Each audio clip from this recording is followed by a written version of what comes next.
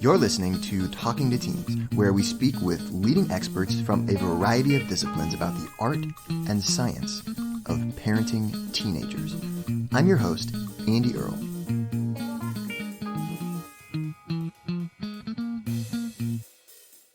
Today we are here with Hannah Seymour.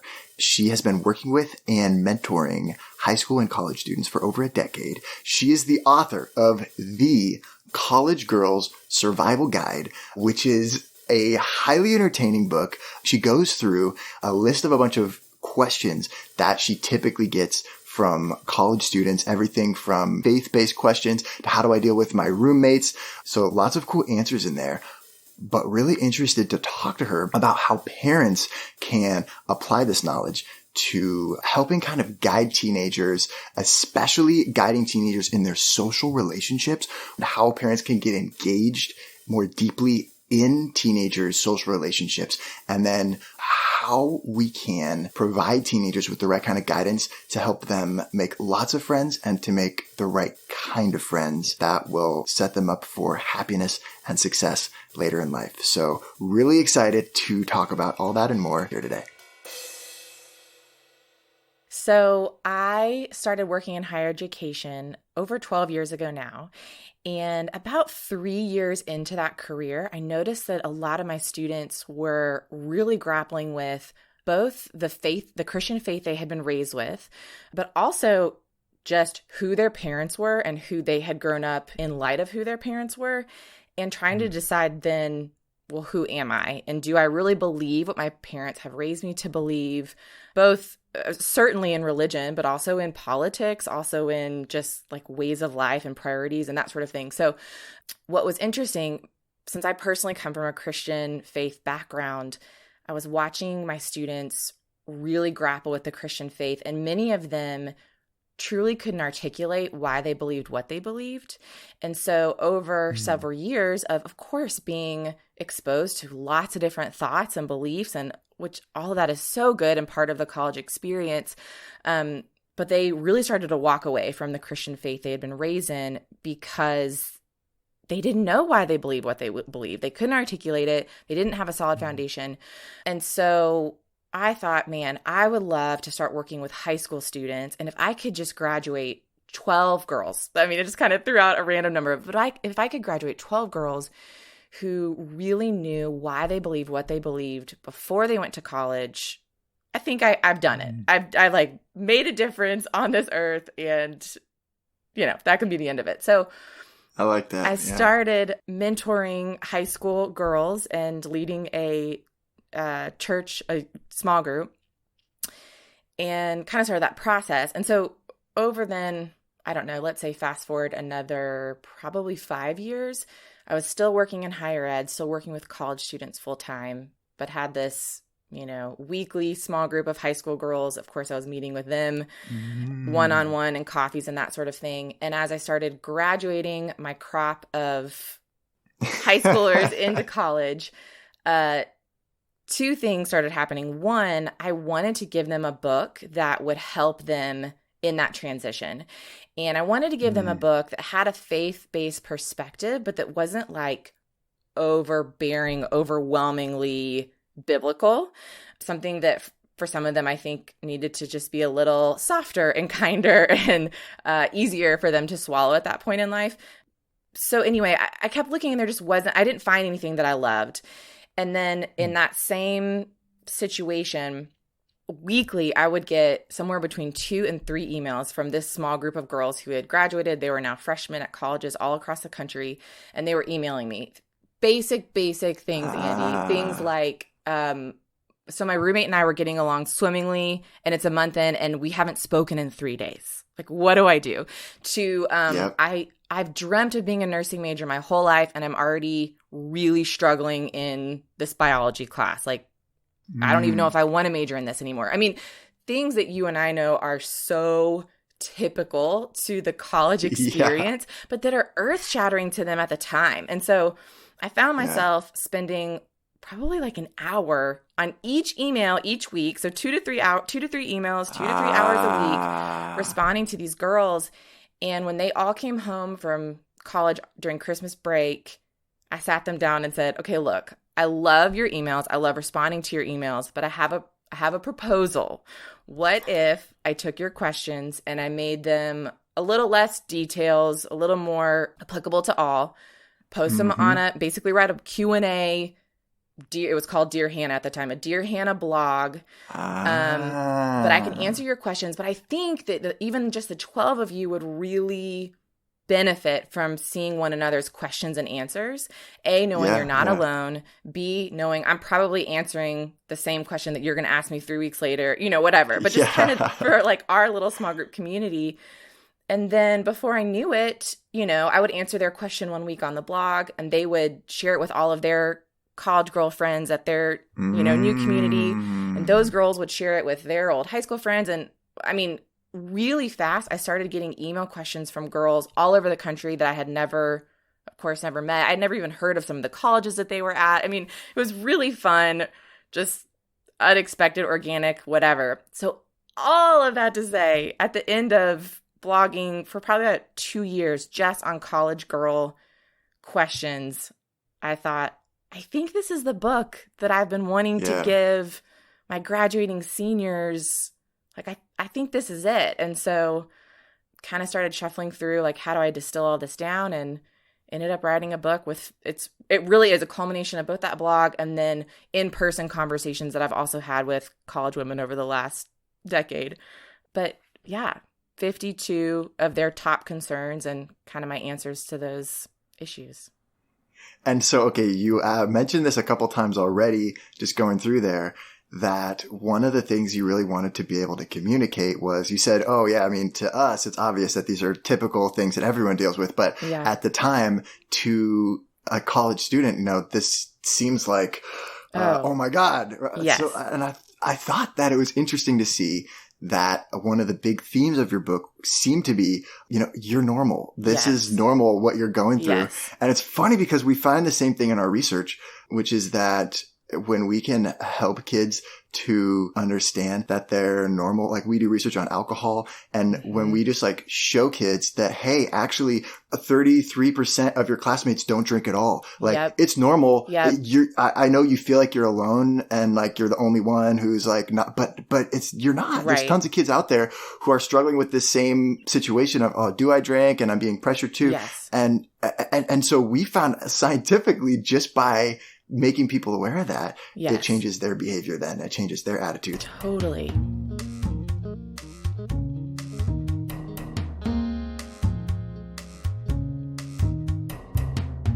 So I love that you weave that through the book. And I wonder how there are ways that parents, and from your perspective, which is coming out from a different angle than the research perspective, of how you can do that to kind of help teens to see that they're not alone and that these are typical problems. Yeah, that's such a great question. I think the parent-teen dynamic and communication and relationship probably differs a lot from household to household. But I think for parents that are just really genuinely trying to help their kid in navigating that transition, maybe you have a junior or senior in high school and you're preparing to send them off to college.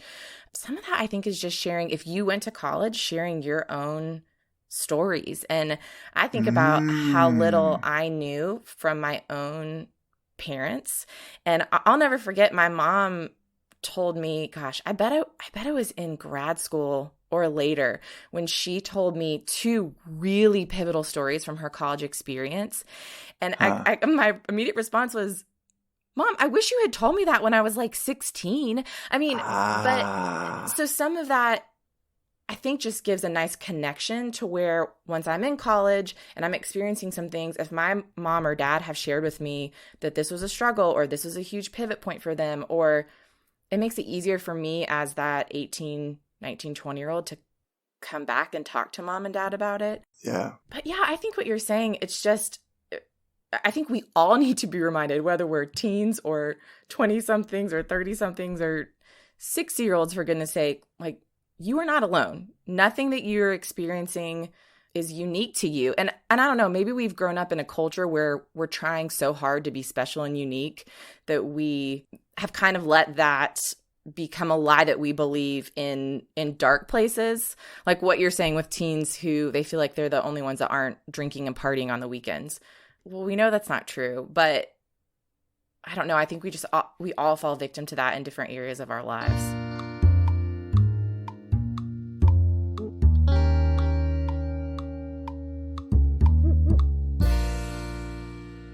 I like what you say about sharing stories of what happened to you, because for one thing, I think it's so human that we learn in stories, and that sometimes the best way to teach someone a message is through a story.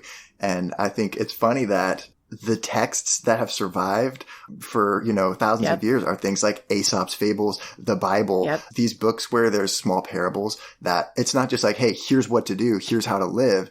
It's like, hey, here's a story of someone who's dealing with something probably kind of a lot like stuff that you're dealing with, Yep. And so it's cool. But I think it's hard for parents to share kind of stories, especially if it maybe doesn't make you look good, or like we feel like we have to put on this kind of, we're such perfect human beings or something like that, right? But I think those are the most valuable ones. I mean, okay, this is going to sound ridiculous, but in college was really the first time that I started seeing my parents as sinners, if I can use a really religious Christian term, and looking at them and going, oh, wow, I don't like that that's a response that you have often. Or I don't like that like I really started, especially my mom, started nitpicking and seeing her in a negative light. And I think once I got like, hey, my parents are imperfect people and they work really hard to do things right, to raise me right, to love each other well, to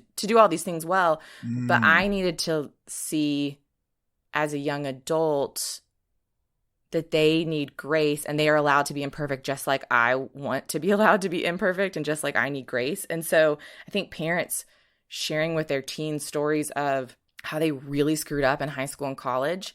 I know that's hard. I know we want to be perfect parents, but I think that those are often way more impactful stories and conversations with your kids than, some great success story about yourself. Yeah. I noticed that throughout your book, you tell stories and you use those to kind of illustrate points, and it's powerful. And one that really stuck with me was you talk about how you had this kind of career preparing kids for the music industry, and that you noticed something really interesting, which was that students tended to kind of run in groups. So like kids who were there would be like a whole group of friends that all kind of graduated and went on to all have successful careers in the music industry. And then there'd be another kind of group that all graduated and didn't find success and would all say, oh man, nobody's able to get a career. Whereas the other kids were saying, oh yeah, it's easy. Everyone can get a career. And again, this is like one of the themes in our research is like, especially during the teenage years, how strongly we're influenced by our immediate peer group. Yes. And so it was cool to see your experience with that. And I wonder then what you found was helpful, and if there's an application there that parents can use to, if they see maybe their kid with the wrong peer group, or just to kind of like make your kids aware of it in like a non-judgmental kind of way or something like that. Yeah, that's a great question. Yeah. So in the book, I really hammer in, I think a lot throughout it, that we know the old saying, you are who your friends are, but that it really goes way deeper than just, if you're friends with good people, you'll be a good person, or if you're friends with rule breakers, you'll be a rule breaker. Gosh, I'm trying to think if even I would have been able to wrap my head around the people I was surrounding myself with in high school, how they impacted the trajectory of my life, and what my parents could have said or done or not said or done that might have aided that.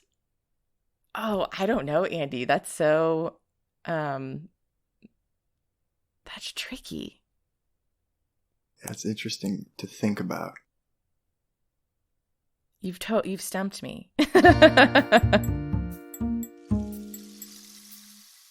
I mean, I guess, again, to be a total broken record, going back to the power of story.